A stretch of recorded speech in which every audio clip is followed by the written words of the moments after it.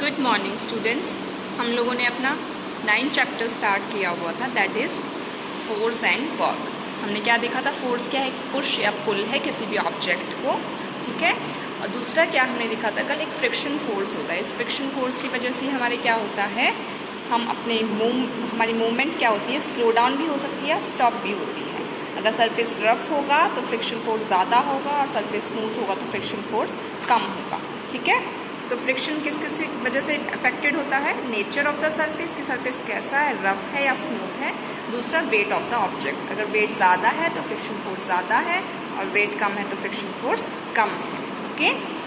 Next is gravitational force, a story of Isaac Newton. Once upon a time there was a boy. His name was Isaac Newton. One day he was sitting under an apple tree in his garden. Suddenly an apple fell on his head. He got hurt and started cursing the apple. Why did it fall on my head? This incident made him think. He started throwing other objects, but ultimately nothing stayed up for very long time. Everything fell down. एक बार की बात है, एक लड़का tree के नीचे बैठा हुआ था। उसका नाम क्या था? Isaac Newton. जब वो एक ट्री के नीचे बैठा हुआ था तो उसके सिर के ऊपर एप्पल आकर गिरा, ठीक है। वो बहुत ही इरिटेट हुआ, फ्रस्ट्रेट हुआ, उसकी वजह से उसने एप्पल को क्या कर दिया? कर्स कर दिया, ठीक है। उसको लगने लगा कि ये एप्पल मेरे हेड पर क्यों आकर गिरा। उसने दूसरे ऑब्जेक्ट्स को भी फेंकना शुरू कर दिया ऊपर की तरफ, बट अल्टीमेटली जितने भी ऑब्जेक्ट्स थे वो थोड़ी देर के बाद नीचे आ जाते थे, ठीक है। After spending many years in thinking experimenting he got his answer. The answer is gravity. बहुत सालों के एक्सपेरिमेंट के बाद उसको क्या पता लगा कि जो ये ऑब्जेक्ट्स नीचे की तरफ आ रहे हैं, ये किस वजह से आ रहे हैं? Due to the gravity. अब ग्रेविटी क्या है? Gravity is a force of attraction between two objects. दो ऑब्जेक्ट्स के बीच में जो फोर्स ऑफ अट्रैक्शन होता है वो क्या होता है? हमारा ग्रेविटी होती है, ठीक है। Our earth attracts almost all the objects towards itself because of gravity और gravitational force. Gravity acts on all objects. तो ग्रेविटी क्या है? एक तरह का अट्रैक्टिव फोर्स है। अट्रैक्टिव मतलब जो एक दूसरे को अपनी तरफ खींचते हैं, ठीक है।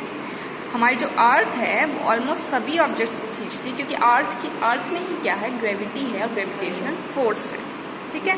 ग्रेविटी जो है वो सारे के सारे ऑब्जेक्ट्स पे अप्लाई होती है। अब स्ट्रेंथ ऑफ ग्रेविटी किस पे डिपेंड करती है? फर्स्ट इज मास पे, दूसरा क्या है? डिस्टेंस बिटवीन टू ऑब्जेक्ट्स पे, कि उस ऑब्जेक्ट का मास क्या है, हैवी है या लाइट वेट है, ठीक है। दूसरा क्या है? उन ऑब्जेक्ट्स के बीच में डिस्टेंस क्या है।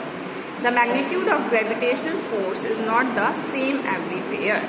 तो जो ग्रेविटेशनल फोर्स का मैग्नीट्यूड होता है वो हर जगह क्या नहीं होता? सेम नहीं होता।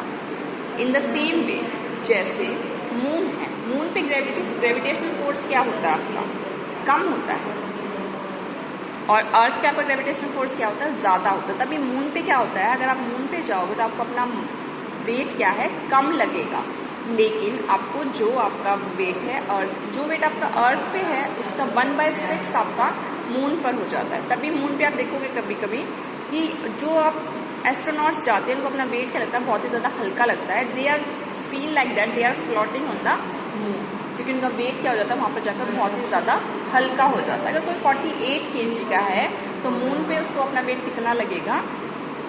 8 kg लगेगा, 1/6 of total mass on the अर्थ, ठीक है।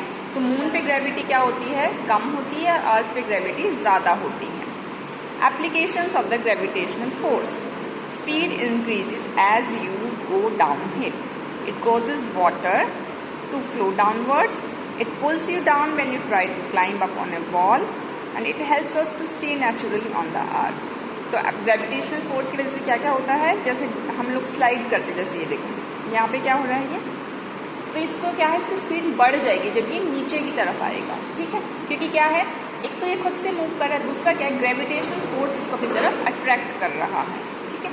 In the same way water आपका क्या है? नीचे की तरफ आता है। जब हम किसी भी माउंटेन पर चढ़ने की कोशिश करते हैं तो हमें अर्थ जो है हमारी बॉडी पे क्या है? ग्रेविटेशनल फोर्स भी अप्लाई होता है, और इसी वजह से हमें बहुत ही ज़्यादा फोर्स एक्सर्ट करना पड़ता है, अप्लाई करना पड़ता है ऊपर माउंटेन पर क्लाइंब करने के लिए।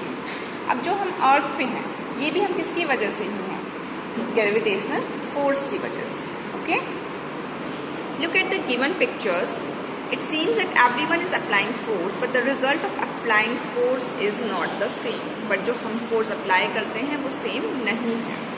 These kids are applying force on the swing and so it is moving. अब यहाँ पे इन्होंने फोर्स अप्लाई किया तो ये क्या हो रहे हैं, मूव कर रहे हैं swings. But these kids are applying force on the staircase but it is not moving.